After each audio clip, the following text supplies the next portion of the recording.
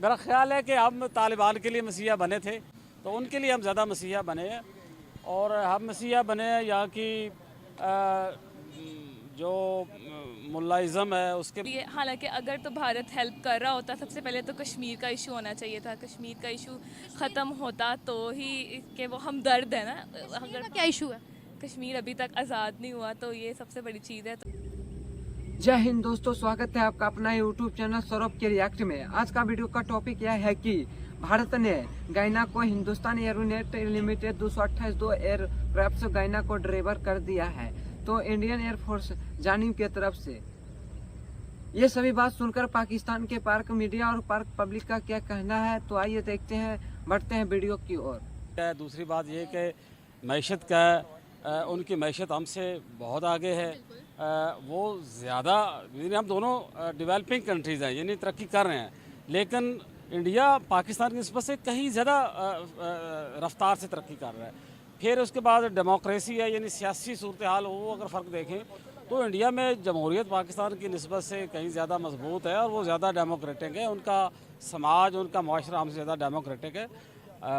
ये बड़े फ़र्क है। फिर उनकी अप्रोच जो है ना, वो एक और बड़ी बात जो है ना, वो अगर गवर्नमेंट की बात की थी ना, पाकिस्तानी और इंडियन गवर्नमेंट का जो फ़र्क है वो ये कि इंडियन गवर्नमेंट ऐसा लग रहा है मोदी सरकार के तहत जैसे वो मुल्क चल रहा है, तो वो ज़्यादा फार रीचिंग सोच रखती है, दूर रस उनकी सोच है।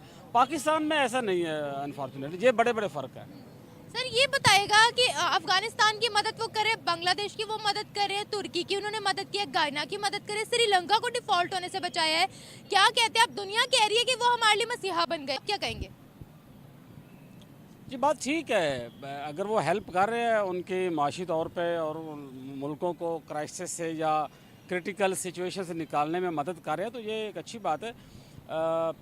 इसमें हमें भी खुले दिल से कहना चाहिए कि भाई उनके लिए मसीहा है। इसमें तो मतलब मेरा ख्याल दो राय है ही नहीं है। एक आदमी अगर बिल्कुल करीबल मर्ग है और दूसरा आदमी उसके लिए कोई मेडिसिन लेके, ड्रग सेविंग मेडिसिन लेके पहुंच जाता है, तो उसके लिए तो मसीहा है ना। तो ये जो मैशतें जिनका आप अभी जिक्र किया, जिसमें आप बांग्लादेश बता रही हैं, आप अफ़गानिस्तान बता रही हैं और मुल्क बता रहे हैं, या श्रीलंका बता रही हैं, तो भाई उन्होंने, वो एक बड़ा मुल्क है, इस खित्ते के अंदर जो है ना वो उसका सियासी और माशी असर और सूख बढ़ता जा रहा है। पाकिस्तान तो अनफॉर्चुनेटली बहुत पीछे है, तो उनके लिए भाई वाकई ये मसीहा है।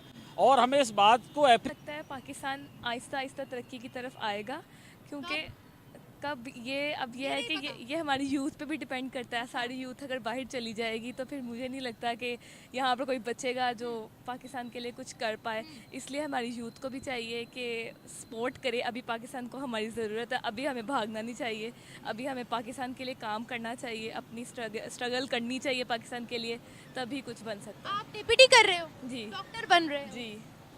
आप को जब डिग्री मिल जाएगी, जब आप जॉब पर लगोगे, आपकी डिग्री पर लाखों रुपए लग रहे हैं ना, तो जब आप फील्ड में जाओगे, प्रोफेशनली काम करोगे, आपको 30 से 35 हजार की ऑफर आएगी। आप पाकिस्तान में रहोगे?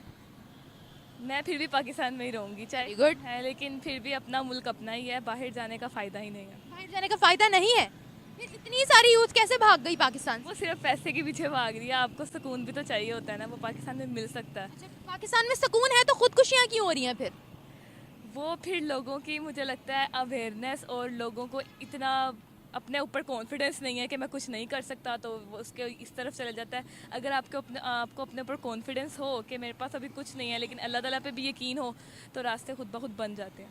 देखें, पाकिस्तान में पढ़ा लिखा नौजवान सरवाइव नहीं कर सकता है, ये हम सब जानते हैं, क्योंकि माँ बाप लाखों रुपए पैसे लगाते हैं और उनको सैलरीज उस मुताबिक नहीं मिलती हैं। एक आम बंदे का जितनी यहाँ पर महंगाई है, 25,000 में 30,000 में घर नहीं चलता है। आपको पता है, लोगों के 90-90 हज़ार 80-80 हज़ार बिल आए हैं, तो वो कैसे करे बेचारे, ये बताएं मुझे। And if they are getting much better opportunity in foreign countries, तो ऑब्वियसली बात है वो तो वहाँ पर मूव करेंगे ही। इसका मेरे पास जवाब नहीं है। अच्छा ये बताएं कि भारत इतना तरक्की पर कैसे जा रहा है कि वो दूसरे कंट्रीज के लिए मसीहा बन रहा है? क्योंकि मुझे लगता है उनकी यूथ उनके साथ फेयर है, लॉयल है। हमारी पाकिस्तान की यूथ पाकिस्तान के साथ लॉयल नहीं है, इसलिए। क्या दुनिया के लिए भारत मसीहा बन गया? बन सकता है। अब मुझे इस चीज़ का आइडिया नहीं है कि ये इन्होंने इस तरह किया है। आपको लगता है कि भारत दुनिया भर की मदद कर रहा है? नहीं, नहीं कर रहा, कैसे? क्योंकि मुझे इस चीज़ का आइडिया नहीं है, मुझे नहीं लगता। नहीं लगता आपको कि वो मदद कर सकते? वो इस काबिल नहीं है, उनकी इकोनॉमी स्टेबल नहीं है, या वो नहीं कर सकते, क्या वजह है? आपको क्या लगता है? आपको क्या लगता है? मुझे लगता है उनकी भी गवर्नमेंट का ही इशू, शायद जैसे हर मुल्क में आता है, तो शायद उधर भी मसला हो गवर्नमेंट का ही। तो वहाँ पर तो 10 से 11 साल हो गए, एक ही हुकूमत है। तो शायद इसलिए, हालांकि अगर तो भारत हेल्प कर रहा होता, सबसे पहले तो कश्मीर का इशू होना चाहिए था। कश्मीर का इशू ख़त्म होता तो ही कि वो हमदर्द है ना। कश्मीर अगर का क्या इशू है? कश्मीर अभी तक आज़ाद नहीं हुआ तो ये सबसे बड़ी चीज़ है, तो इस लिहाज से भारत आज़ादी का में क्या दिलवाना चाहते हैं उनको? यही कि वो पाकिस्तान की तरफ आ जाए। आप पाकिस्तान का हिस्सा बनाना चाहती हैं कश्मीर को? हाँ, मुझे बिल्कुल। सच में हंसी आई है इस बात पे, लेकिन मैंने कंट्रोल की है। क्योंकि इससे ये है कि वो आज़ाद तो होंगे ना, उनको सुकून तो होगा ना। दिन ब दिन जैसे फ़लस्तीन का हाल चल रहा है वैसे तो नहीं होगा ना। आप खुश हो यहाँ?